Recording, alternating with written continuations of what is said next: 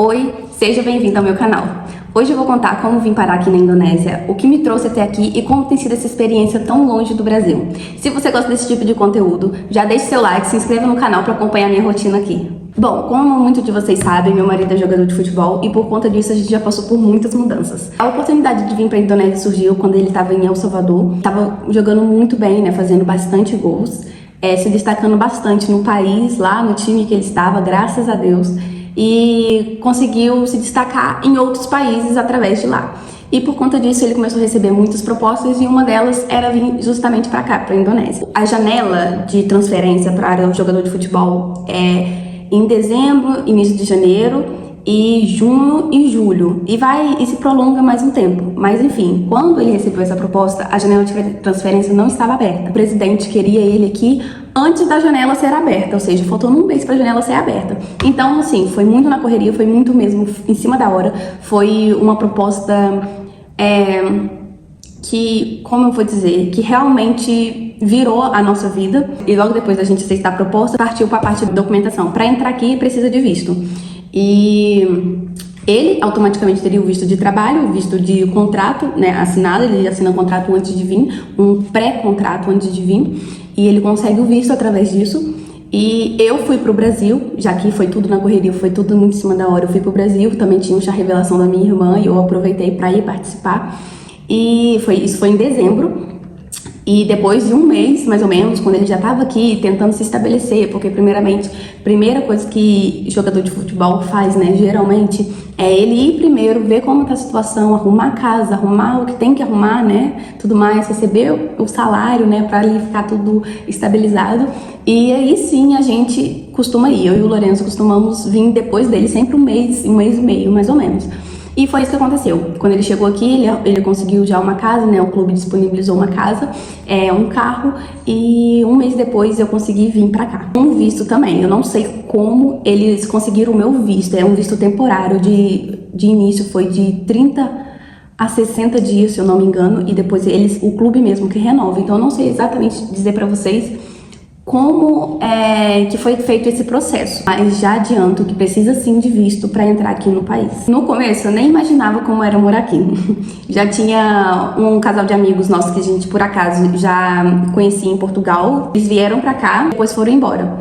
E por eles terem um pouco dessa experiência morando aqui, estando no mesmo time, tiramos algumas dúvidas, mas nada é como realmente você vir morar aqui, realmente tá aqui, né, e morar, passar por essa experiência pessoalmente. Confesso que mudar assim do nada assusta um pouco, né, até mesmo por conta quando a gente tem filho, as coisas ficam muito mais complicadas, muito mais difíceis. Por exemplo, como a escola do meu filho, em Portugal ele estudava, a gente já morou em Portugal, em El Salvador e agora na Indonésia.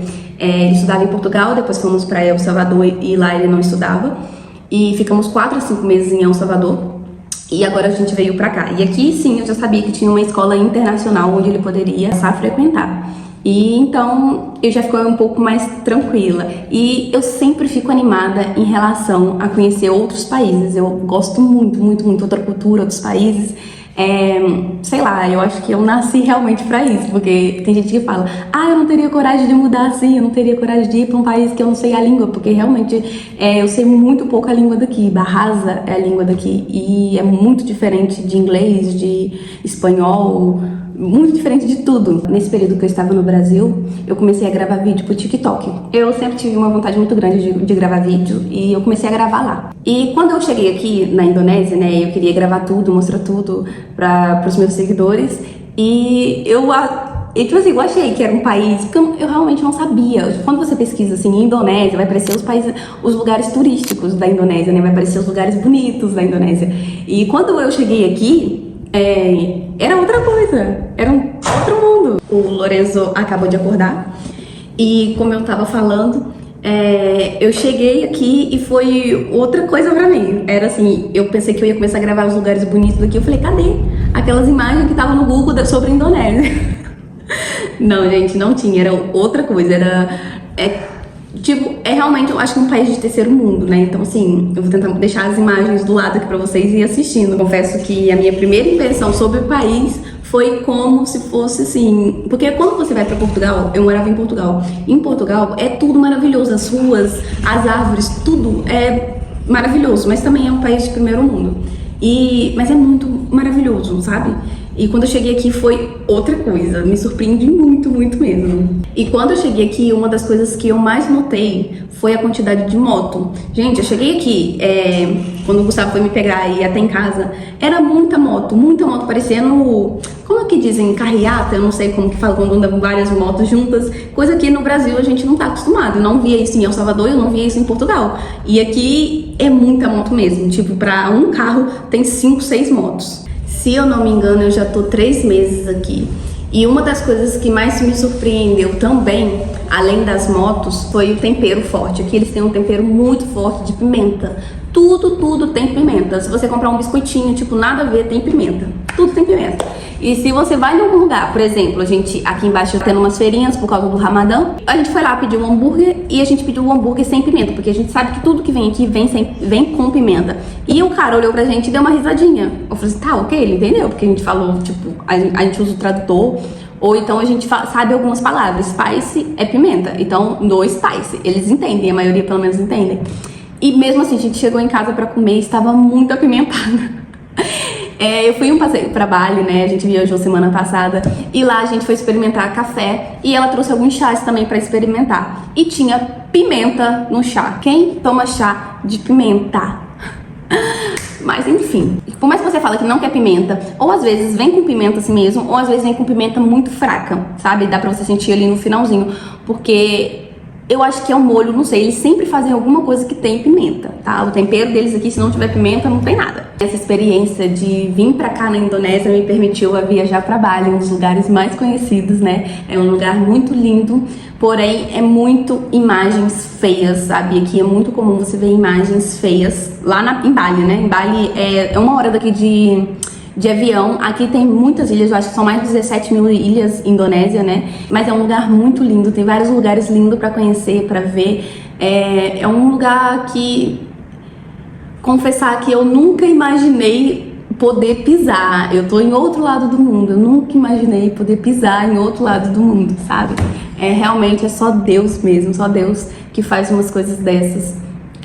Eu tenho um testemunho muito grande. Tudo que eu tô contando aqui pra vocês foi através de uma promessa, foi através de confirmação, de oração, foi através de muita oração, né, e promessa sobre as nossas vidas, que o Senhor é fiel pra cumprir. Então, assim, eu olho assim pra casa, pro carro, pra nossa vida, e eu só tenho que agradecer a Deus, porque eu saí de uma roça, de uma cidade de 3 mil habitantes, pra hoje estar aqui, né, vivendo um sonho. Eu vivo um sonho. A minha vida é uma infinitas férias, eu digo, né? E eu gosto muito. E por conta de nos mudarmos muito, eu não me apego muito com objetos, com casa, carro, bens materiais, né? Essa vida que a gente leva nos ensina isso, né? Que a gente não deve se importar com isso, porque não é nada nosso. A gente vem pra cá e depois vai pra lá e a gente não pode comprar nada, a gente não pode ter nada nos países que a gente vai, né? É claro que a gente constrói onde a gente foi criado, mas é isso, a gente não tem que se apegar, a gente não se apega às coisas aqui. Morar fora tem as suas vantagens, mas também tem as suas desvantagens.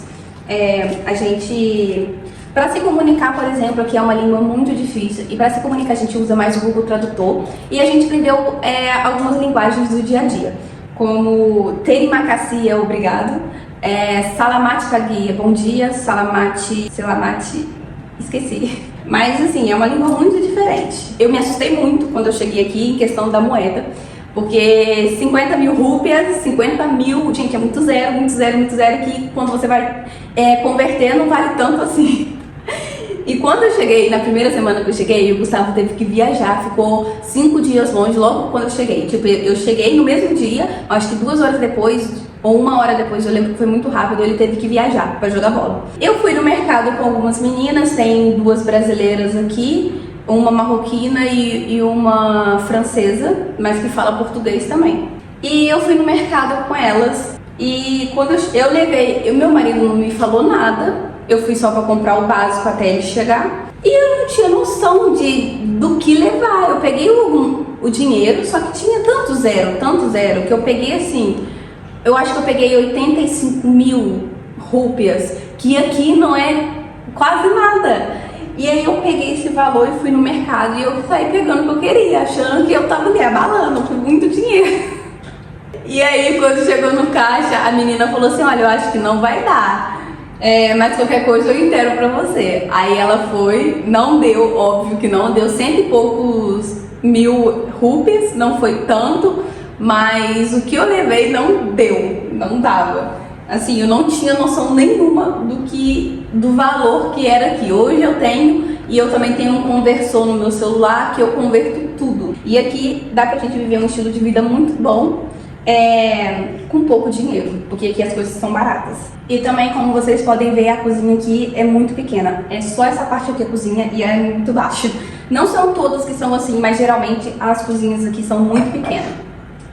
Vale a pena morar aqui na Indonésia? E no final das contas, eu gosto muito daqui, eu gosto da vida que a gente leva. A gente mora em um condomínio muito bom, que a gente sai daqui, é outra realidade, tá? Você fala assim, é outra cidade, mas não, é um condomínio muito bonito, muito chique. É muito grande e quando a gente sai, volta a vida real aqui. Mas eu gosto muito. Eu não sei pra onde a gente vai na próxima época, falta 1 mês e meio pra acabar a época, né? Pra gente ir pro Brasil de férias. E depois só Deus sabe pra onde a gente vai. Realmente só Deus sabe, gente. A gente sempre entrega na mão de Deus. A gente sempre deixa Deus resolver o nosso destino. A gente ora, a gente entrega na mão dele e ele faz o melhor sempre. Eu amei essa experiência, eu amei conhecer a Indonésia, eu amo morar aqui. A gente agora mudou pra uma casa muito boa. E falando nisso, a gente também chegou aqui, a gente tava numa casa e uma semana atrás a gente mudou pra cá e em 1 mês e meio a gente vai pro Brasil. Então, assim, a gente literalmente não se apega a nada. E se você sonha um dia morar fora do país, a minha dica é: pesquise muito sobre o país que você está indo, sobre a documentação, sobre o estilo de vida, a moeda que lá é, né? A língua que eles falam lá, que também faz total diferença, né? Porque aqui eu consigo viver bem, eu consigo me comunicar bem graças ao tradutor, mas eu não consigo fazer amizades com as pessoas aqui justamente por isso. Então, assim, as minhas amizades são limitadas. E essa foi a minha história, espero que vocês tenham gostado, se identificado. Se vocês têm alguma dúvida, algum comentário, alguma curiosidade sobre aqui da Indonésia, coloca no comentário que no próximo vídeo eu faço falando mais sobre isso. E até o próximo vídeo!